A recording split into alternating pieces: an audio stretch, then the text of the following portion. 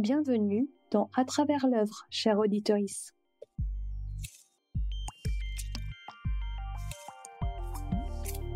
Je m'appelle Alix Largelière-Bobbio et je te mets au défi de découvrir l'art contemporain et moderne au travers de tes propres références. Chaque épisode, je serai en compagnie d'un ou d'une invitée pour parler d'une œuvre d'art. Nous prendrons le temps ensemble de décrire cette dernière et mon invité en tirera ses conclusions. Enfin, je révélerai le contexte artistique et historique de l'œuvre et de son artiste. Attention, dans cet épisode, nous allons aborder plusieurs sujets sensibles, tels que les opérations chirurgicales, les accidents, les violences au sein du couple. Si tu es sensible à un de ces sujets, tu peux arrêter l'écoute à tout moment et prendre soin de toi. Aujourd'hui, je reçois ma première invitée, donc je vais te laisser te présenter. Alors, pour t'aider un petit peu, j'ai mis qui es-tu, mais c'est un peu vaste, donc dire ton prénom, ton emploi si tu en as un, et tes loisirs. Ok, alors moi je m'appelle Colline, je suis graphiste, actuellement entre deux missions d'intérim. Qu'est-ce que je fais pour mes loisirs? Je joue beaucoup sur ordinateur, j'écris énormément, que des trucs pour moi ou du jeu de rôle. Je fais du jeu de rôle aussi sur table. Je dessine, je peins, je couds, tout ce qui est un peu créatif quand ça me prend, quoi. Et je m'occupe de mon chat, qui me prend beaucoup de temps. Je voulais te poser aussi une autre question. Quel est ton rapport à l'art moderne et à l'art contemporain? Est-ce que tu pratiques? Est-ce que tu vas avoir des expositions? Est-ce que tu as fait des études là-dedans ou pas du tout? Alors, étant graphiste, j'ai forcément fait un peu des études d'art. On avait des cours d'histoire de l'art et d'histoire du graphisme. Comme le graphisme est finalement né de l'art contemporain et de l'art moderne, j'ai un rapport un peu doudou avec ça aussi. C'est un peu comme mon papa et ma maman, quoi. Après, je vais voir plutôt des expositions de certains auteurs artistes qui me parlent.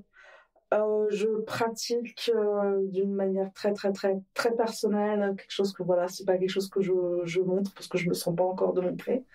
Et puis regarder ce que les personnes ont fait avant pour pouvoir m'aider à pratiquer moi-même, en fait. Écoute, merci de ta présentation. Alors maintenant, on va passer au tirage au sort. Alors j'explique un peu comment ça se passe.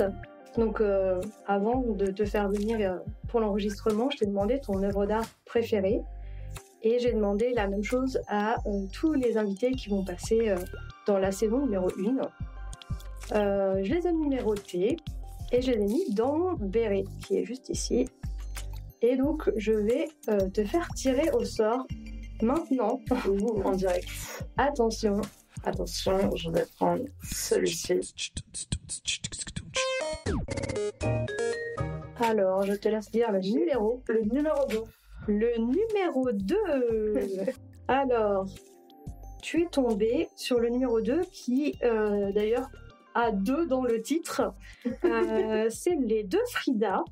C'est une huile sur toile de Frida Kahlo. La taille, c'est 173 cm par 173,5.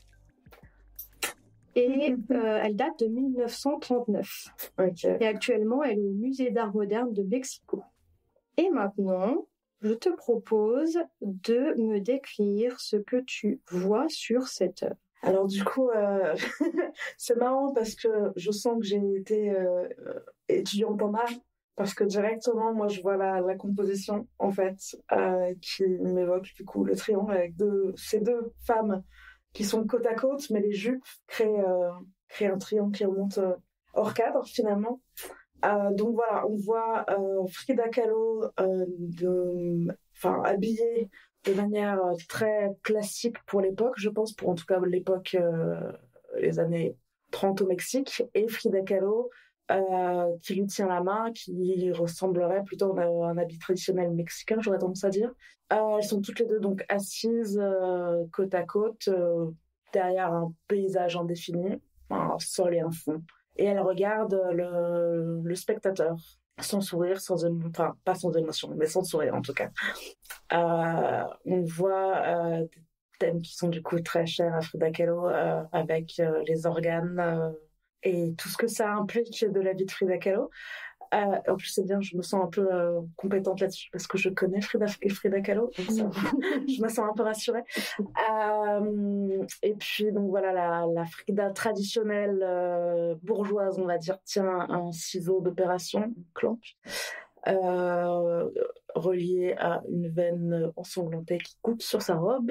Et la Frida traditionnelle Mexique tient un autre objet que je n'arrive pas à déterminer dans sa main. Est-ce que là tu as parlé des costumes, est-ce que tu peux nous parler des couleurs aussi que tu vois? C'est vrai. Donc Frida de gauche qui est en habit bourgeois et blanche en fait avec une robe blanche avec pas mal de broderies, d'ornements sur la robe et des broderies de fleurs et de motifs sur le bas de sa robe. Du coup ça contraste pas mal avec le sang qui a dégouliné dessus. Et la Frida de droite, Frida mexicaine, au bleu très vif, rehaussé de ocre jaune, voilà, et une jupe marron, jaune marron, avec un apport blanc au bas de la jupe. Et les deux ont la même coiffure. En tout cas, ils sembleraient plus travailler pour la Frida bourgeoise, je dirais tout de même. Et tu as parlé de sang, mais je suis pas sûre que tu aies dit qu'il y avait une particularité à ces deux Frida. C'est vrai, elles partagent le même cœur. Enfin, elles partagent. La Frida bourgeoise s'est fait visiblement arracher le cœur, qui est en train de voler devant la Frida mexicaine. Donc reliées par des veines. Elles sont toutes les deux reliées par des veines. Voilà, partager, je pense, le même organe. Voilà, donc en fait, la particularité, c'est qu'on est en train de voir leur cœur qui est apposé sur leur poitrine directement, en fait.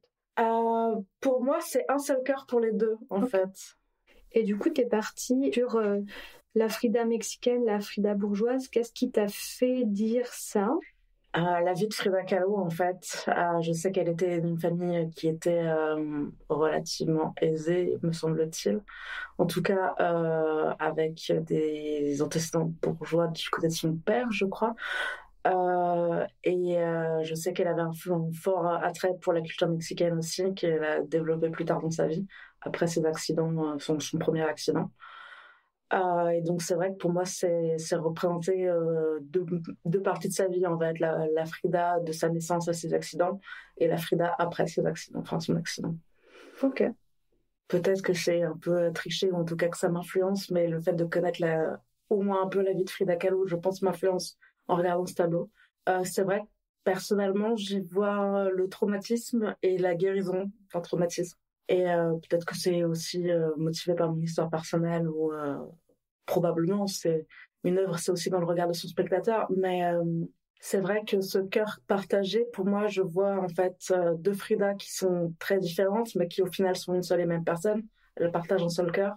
Et la Frida mexicaine, donc la Frida plus récente, on va dire, a l'air quand même plus apaisée que la Frida bourgeoise qui du coup est ensanglantée, qui tient cet outil médical, je crois que c'est pour suturer les veines, pour éviter que le sang coule en tout cas, avec plus ou moins de succès en tout cas. Et du coup, oui, j'ai l'impression de voir en fait une Frida qui n'était pas heureuse avant et qui a réussi à devenir quelqu'un qui lui plaisait, à elle en tout cas, et qui a voulu partager ça à des spectateurs ou juste pour elle. Je ne sais pas exactement si elle peignait dans l'idée de se faire exposer ou pas. Donc, mais c'est cette histoire que je vois en tout cas. Oui, du coup, tu connais la vie de Frida Kahlo. Est-ce que tu veux un peu la raconter, même si j'en parlerai tout à l'heure ou... Je sais qu'elle a eu un accident quand elle était adolescente, il me semble. Mais voilà, c'était une jeune fille qui avait un père, une mère mexicaine et un père étranger, je crois. Et qui était artiste, il me semble aussi. Et qui a vécu avec ses frères et sœurs jusqu'à une vie relativement normale, j'ai envie de dire, jusqu'à cet accident qui lui a causé beaucoup de douleur. Je crois qu'il l'a handicapé énormément. Je ne me rappelle plus quelle partie a été touchée, mais du coup, voilà, un handicap qui l'a beaucoup touché et qui l'a maintenu au lit pendant un certain temps. Je crois que c'est à ce moment-là qu'elle a commencé à peindre, d'ailleurs. Et je sais après ça que donc elle a commencé à peindre, elle a trouvé un espèce d'exutoire de la peinture. Qu'il s'est probablement passé plein d'autres choses et qu'elle a rencontré Diego Rivera, je crois, le nom de son mari. Oui, Diego Rivera. Et donc voilà, elle a vécu une histoire avec Diego Rivera qui était très intense. Et qu'ils ont voilà, une maison quelque part au Mexique qui a été transformée en musée de leur relation et de leur peinture, parce qu'ils peignaient ensemble aussi à un moment, je crois. Et non, ouais, je crois qu'elle était bisexuelle aussi. Je pose ça là. Ok, donc tu connais quand même un petit peu la vie de Frida Kahlo, mais je ne divulgue rien pour l'instant. Est-ce qu'il y a une émotion qui se dégage ou est-ce que toi, tu ressens une émotion quand tu vois ces deux Frida qui se tiennent par la main? En fait, ça m'apaise énormément. C'est peut-être bizarre ou j'en sais rien parce que ça reste une peinture qui est relativement violente. On voit des organes, on voit du sang. Il y a un petit côté gore et voyeur parce qu'on voit l'intérieur de son sternum. Mais leur regard me semble très calme. Il n'y a pas de douleur dans leur visage, dans leur expression. Elles se tiennent la main et donc il y a une espèce d'accord de soutien entre elles, je trouve. Et pour moi, c'est un peu, d'accord, on a mal, il s'est passé ça, on a vécu ça, mais on fait avec et on continue, quoi. Ça, c'est beau ce que tu dis. Et du coup, par rapport à ces deux Frida, le fait qu'il y ait un ciel d'orage, est-ce que ça te conforte dans l'histoire que tu nous as brossée là? Le fait qu'elles se tiennent la main, qu'elles aient l'air aussi calmes alors que potentiellement elles sont en plein orage, pour moi, je garde cette idée d'apaisement, on est ensemble. L'orage, ça pourrait être les difficultés qu'elles vont traverser ou qu'elles vont peut-être traverser un jour. Les problèmes qui se passent là en 1939, je ne sais pas quel événement de la vie Frida a actuellement. Qu'est-ce qui se passe dans sa vie actuellement, je veux dire. Mais pour moi, ouais, on est ensemble contre ce qui va nous arriver dans la gueule, en fait. Et du coup, c'est vrai que je garde cette idée de soutien, d'apaisement. Enfin, j'ai confiance en elles, en fait. Je regarde ces deux Frida et je me dis, ok, c'est bon, elles sont fine, elles vont y arriver. Et là, c'est là que je me dis, en fait, Frida est morte en 1939, 2 mois après cette peinture. Et là, je me dis, bon, peut-être pas, finalement. Ça ne me semble pas. Non, je ne crois pas non plus, mais...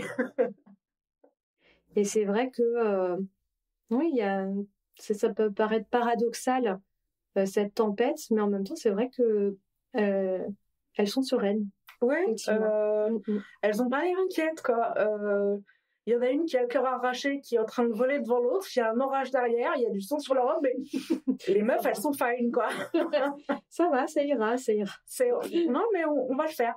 Tranquille. J'aimerais bien être aussi confiante que ça dans ma vie, tu vois. Est-ce que tu vois d'autres choses que tu as envie d'ajouter par rapport à un détail? Tout à l'heure, on a parlé du sang, on a parlé des robes, on a parlé des cœurs. Est-ce que ça t'évoque d'autres choses ou... Alors là, tout de suite, ce qui m'intrigue beaucoup, c'est les broderies de la robe blanche, en fait. Parce qu'on commence sur une frise de fleurs et la troisième et la quatrième. La troisième, en fait, ça ressemble à la même forme des fleurs, mais elles sont quasiment plus là, elles sont effacées. Je me demande pourquoi il n'y a pas ces fleurs. Parce que pareil, sur le bas, la frise est reprise et il y en a certaines, c'est des taches de sang, d'autres, c'est vraiment des broderies de fleurs. Je me dis, il y a forcément un message derrière. Ce n'est pas Frida qui a dit non, j'ai la flemme, je vais en faire 3 et puis basta. Il y a forcément un truc et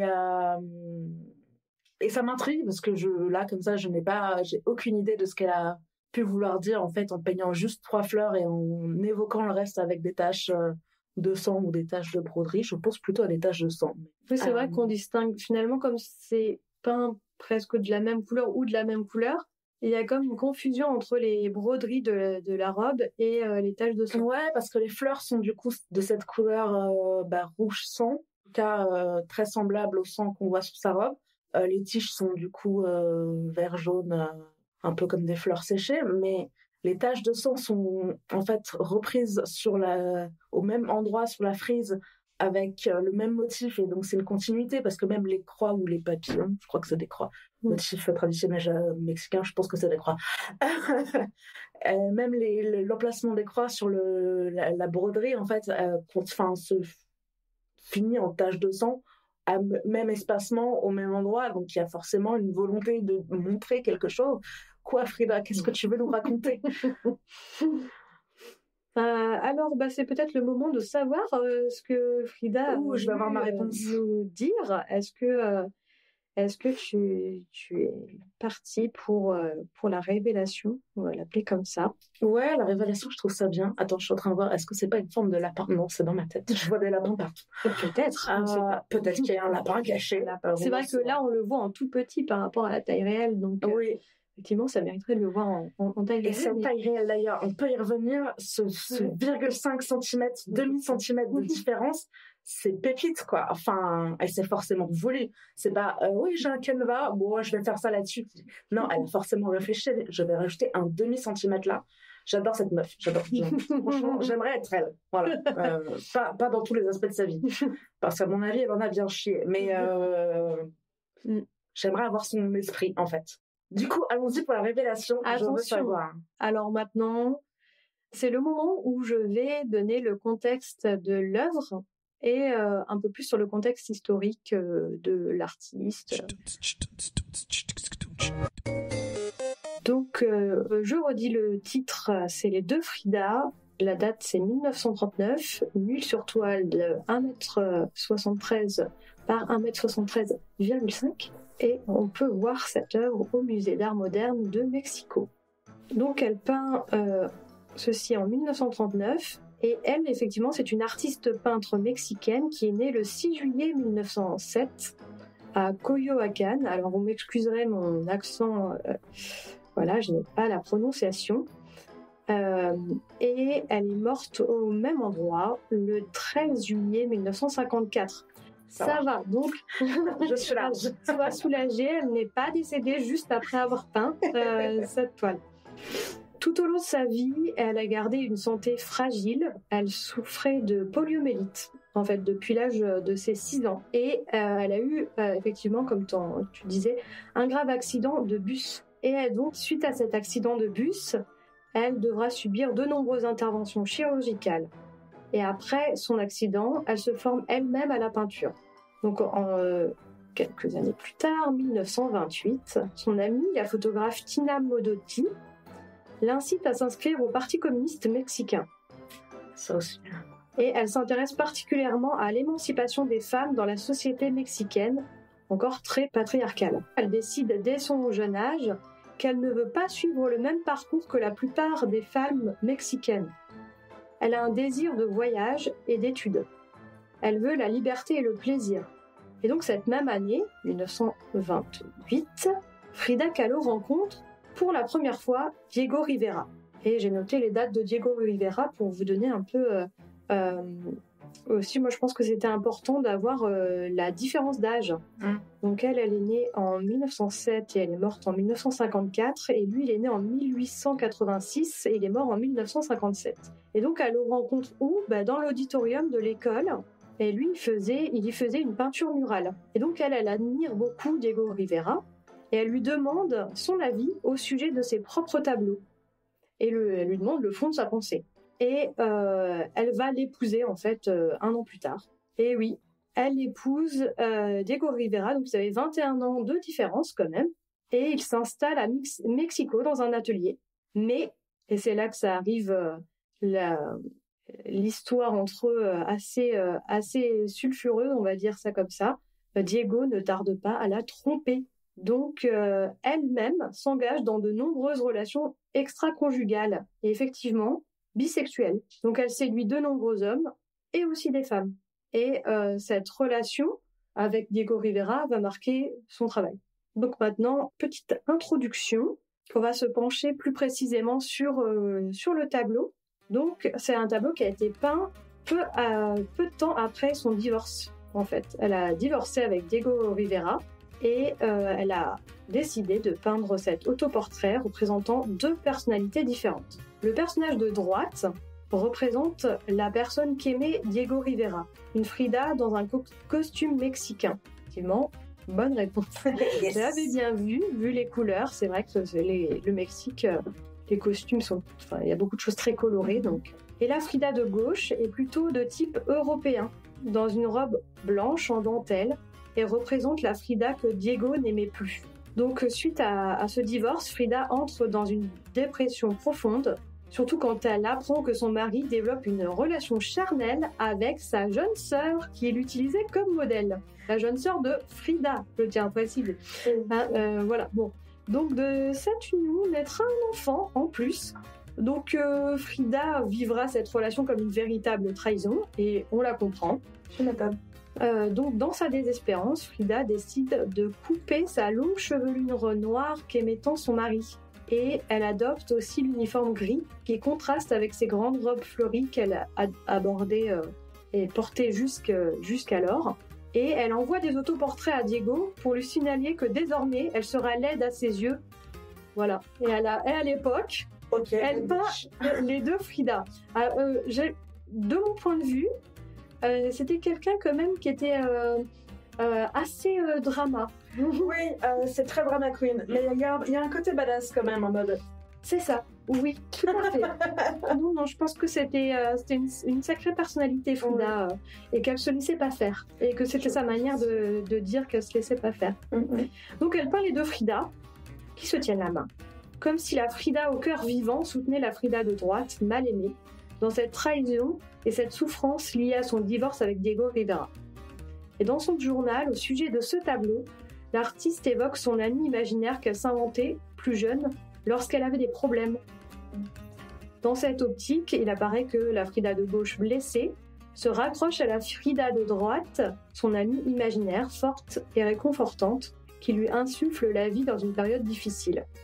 Et donc sa robe, c'est le costume traditionnel de la ville de, pardonnez-moi encore une fois mon accent, Tehuantepec.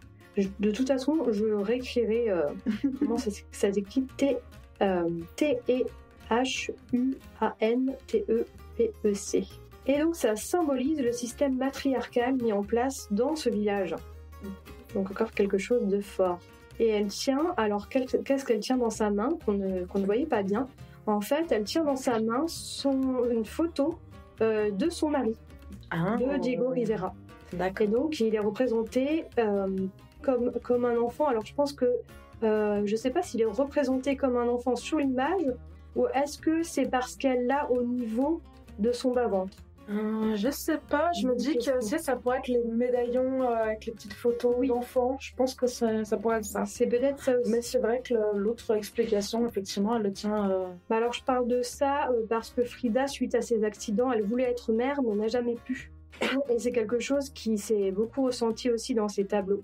Donc cette amie imaginaire, elle incarne une vision de ce à quoi Frida aspire. Être une femme, voire une mère forte ayant le pouvoir. Et de la main droite, elle tient la Frida fragile et victime de ses souffrances. Et entre les deux, se superpose entre ces 2 personnages, on a l'entrelac des veines, des 2 cœurs. Et en regardant de plus près, on remarque que le cadre du portrait de son époux est formé par une veine qui est reliée au cœur de la Frida de droite. Et ce portrait de Diego est paradoxalement une partie nécessaire à son organisme pour se maintenir en vie.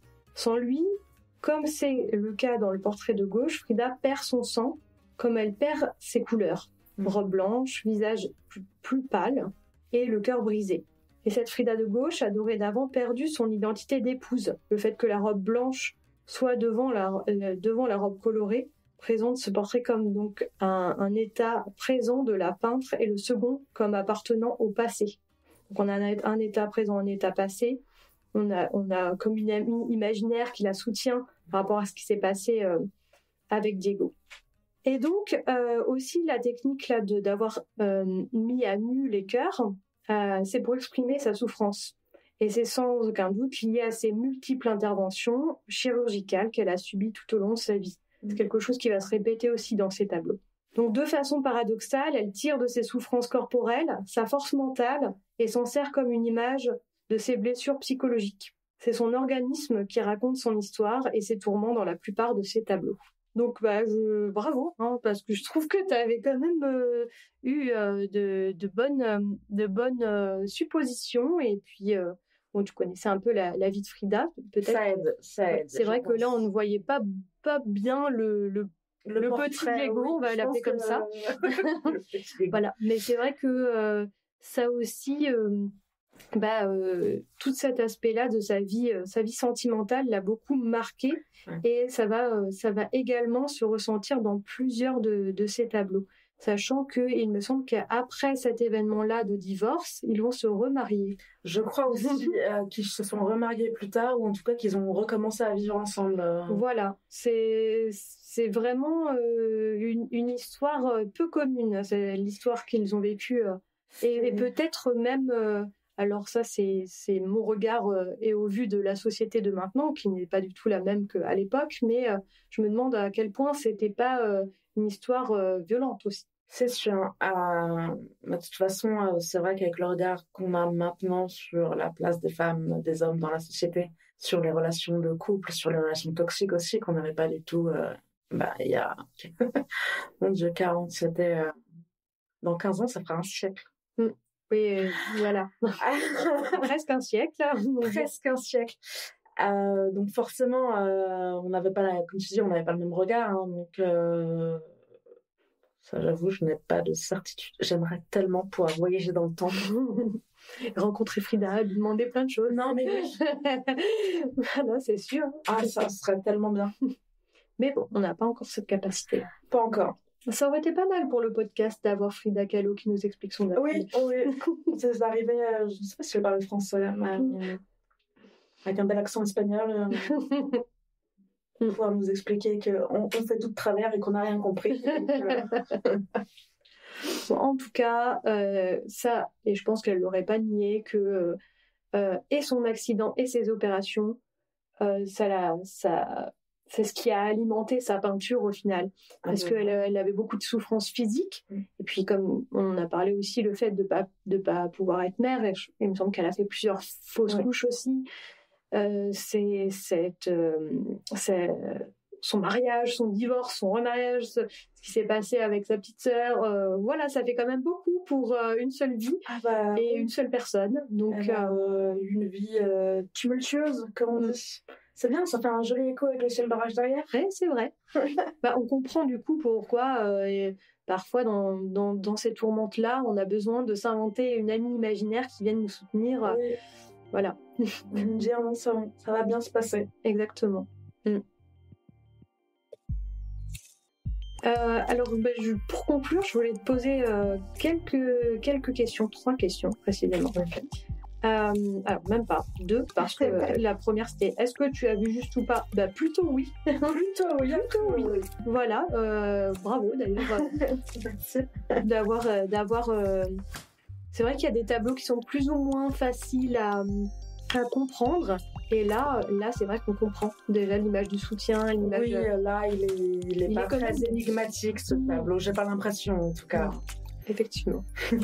Alors, je voulais te demander comment tu as vécu cette expérience, parce que c'est quand même une expérience de faire de la médiation ensemble et de découvrir un tableau sans avoir les données finalement sur ce tableau, juste le titre, la date, les dimensions, comment il a été réalisé, c'était une huile, voilà. Et c'est tout. C'est vrai que moi j'étais un peu angoissée positivement, hein. J'étais pas en train de trembler sur mon bureau à l'idée de venir, clairement pas, mais de me dire que j'allais devoir parler d'un sujet que je suis censée connaître en tant qu'ancienne étudiante en art, mais à partir d'un tableau que je n'aurais que au début de l'épisode. Mais en fait, et je crois que j'ai eu une espèce de soulagement en voyant Frida, j'ai ok, c'est bon, ça, je maîtrise à peu près, quoi. Mais c'est vrai que c'est intéressant comme approche parce que quand on se renseigne auparavant, je pense qu'on se ferme à certaines idées. En tout cas, je sais que, on va dire, de mon côté, c'est quand je suis entre gros guillemets sous pression que j'ai les meilleures observations. C'est ce qui m'a sauvée dans toutes les parcelles de ma vie d'ailleurs. Mais du coup là, le fait de me dire ok, on tourne, on enregistre, je ne peux pas rester sans rien dire sur ce tableau que j'ai devant les yeux parce que c'est pas le but. Il faut que je trouve des trucs à dire et en fait ça vient et c'est très naturel au final. En tout cas, ça m'a paru très naturel à moi de pouvoir parler de ça avec toi pendant ces quelques minutes. Et voilà, c'est une bonne expérience et franchement, il y a un côté que je recommande ça. Voilà. Faites ça au moins une fois dans votre vie, c'est un exercice sympa. Alors, de toute manière, et je le répéterai aussi à mes autres invités, ne vous inquiétez pas, je pose très bien des questions. Et enfin, dernière question, ça va être le mot de la fin. Si tu devais retenir un élément qui t'a marqué dans l'œuvre ou dans l'histoire de l'artiste, serait lequel ? Le fait qu'elle se tienne la main. En fait, et je suis totalement consciente que la moi d'il y a peut-être même 10 ans aurait probablement pas choisi ça. Ça prouve que je grandis. Je suis fière de moi un peu. Mais le fait, cette image, en plus, leur main est tout à fait au centre du tableau. On tire une croix des angles du tableau, c'est les mains qui sont au centre. Et ouais, ces mains, ce soutien que du coup la Frida mexicaine apporte à l'autre Frida, ça te dit ouais, ça va aller. Ce message, c'est it's gonna be fine quoi. Et c'est beau et c'est important. Et quand on connaît la vie de Frida, on se dit oui, t'as besoin de ça, ma grande, en fait, de savoir que ouais, t'es pas toute seule et ça va aller. C'est un très beau mot de la fin. Merci beaucoup d'avoir participé à ce podcast. Merci à toi de m'avoir invité. J'espère que cet échange avec Colline t'aura plu. Tu trouveras dans la description plusieurs liens en rapport avec l'épisode, dont un vers l'œuvre de Frida Kahlo, Les Deux Frida. N'hésite pas à partager cet épisode autour de toi s'il t'a plu et à me faire des retours via mes réseaux sociaux ou mon mail disponible en description. Je te donne rendez-vous au prochain épisode. Pour une fois, le guide, ce sera toi.